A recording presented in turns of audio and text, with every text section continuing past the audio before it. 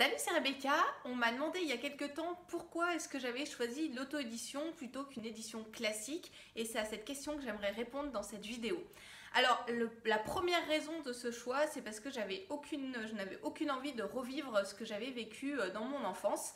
En fait, pendant toute une période, donc j'ai écrit mon premier livre, j'avais 10 ans, et pendant toute une période, j'ai envoyé les livres aux éditeurs. Alors, j'étais super motivée parce que mon premier roman a failli être édité, puis l'éditeur a eu des soucis financiers, ça n'a pas pu se faire, donc il a laissé mon livre de côté.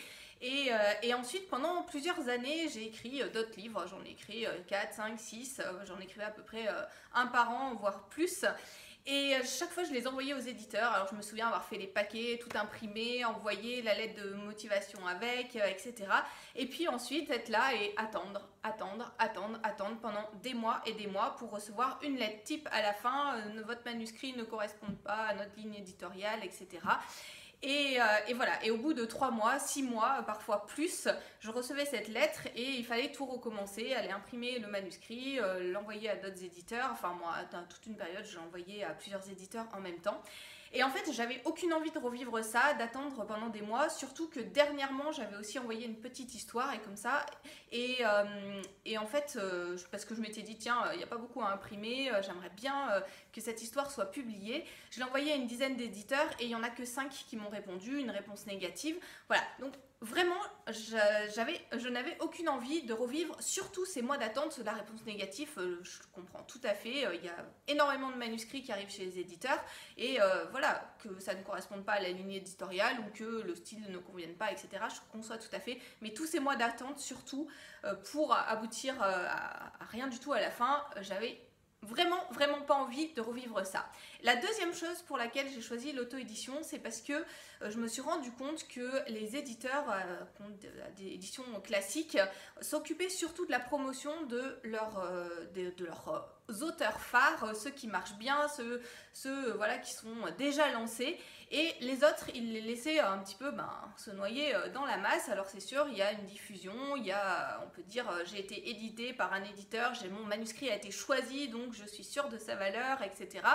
Mais à côté de ça, il faut quand même faire sa promotion soi-même.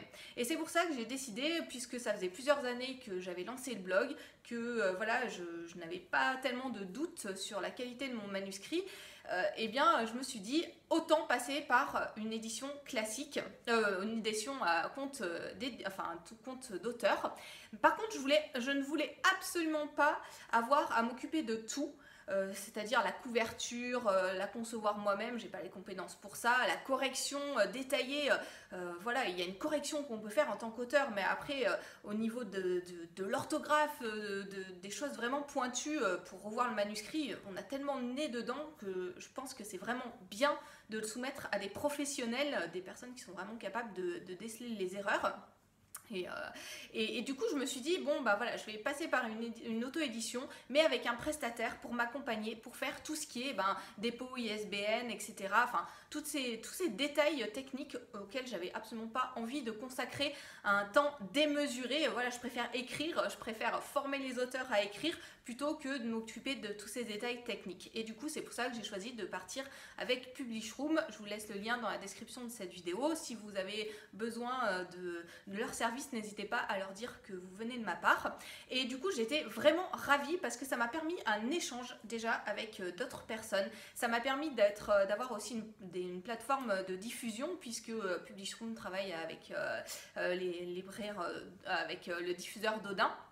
Et du coup, en fait, voilà, mon livre est à la FNAC, il est référencé dans pas mal d'enseignes comme ça. Et à la fois, j'ai pu faire le sortir en numérique et à la fois le sortir en format papier, parce qu'ils ont plusieurs formules de proposer pour ces formules d'auto-édition. Voilà, donc je suis absolument ravie d'avoir fait ce choix, d'autant plus que du coup, voilà, il y a tout un côté où je trouve ça très intéressant de pouvoir se poser la question de comment promotionner son livre, et j'espère pouvoir vous en parler. J'attends un petit peu qu'il se soit écoulé un petit peu de temps pour que je puisse être pertinente dans ce que je vais vous dire là-dessus, pour vous aider vous aussi à promotionner votre livre. Mais voilà, je trouve qu'il y a vraiment tout un côté aussi qui est vraiment sympa à démarcher, par exemple les blogueurs pour avoir des chroniques. J'en ai déjà une dizaine, j'en attends d'autres. et de pouvoir voilà, s'intéresser aussi à comment promouvoir son livre. De toute façon, vous aurez, enfin, il faut le faire aussi quand on est avec un éditeur classique. Et puis voilà, être débarrassé de ces soucis techniques. Voilà. La formule me convient tout à fait, d'autant plus que Amazon, donc il est sur Amazon aussi en format Kindle, format papier, et que Amazon a décidé de mettre en avant mon roman parce qu'il y a des très très bons commentaires sur le site. Et puis du coup Amazon m'a proposé de mettre mon roman en avant et il est donc en promotion pendant quelques jours. Donc si vous ne l'avez pas encore lu, vous pouvez en profiter. Terres interdites, donc c'est le premier tome de ma saga L'Enfant de la prophétie. Je suis en pleine rédaction du deuxième tome actuellement et c'est vraiment formidable. Voilà, c'est quelques idées sur pourquoi est-ce que j'ai choisi l'auto-édition. Aujourd'hui, je ne regrette absolument pas mon choix. Je ne suis même pas certaine que si un éditeur venait me démarcher aujourd'hui, un éditeur classique, je signerais un contrat avec lui. Voilà, j'en sais rien, mais j'en suis pas du tout certaine.